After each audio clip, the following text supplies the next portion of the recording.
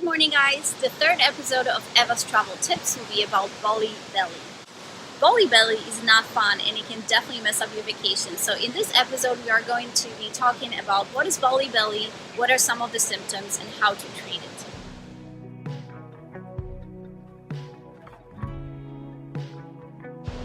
BALI BELLY can be caused by consuming contaminated food and water.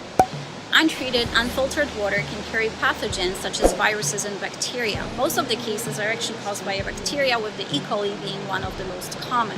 Eating off a wet plate, consuming food prepared by someone who hasn't washed their hands, drinking tap water, or eating raw, rare, or uncooked meat are only some of the scenarios that can make you sick.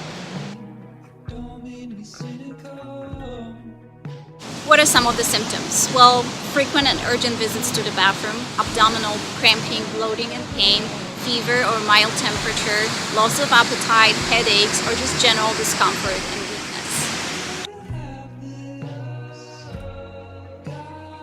Stay hydrated with water, filtered water, coconut water, and citrus juices.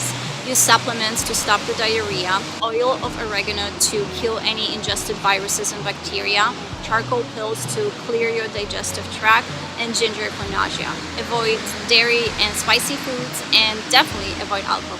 Most importantly, if you're still not feeling well and nothing is helping, please go get yourself to the doctor and get an advice from a professional. You might need some antibiotics to just kill the bacteria that's in your system.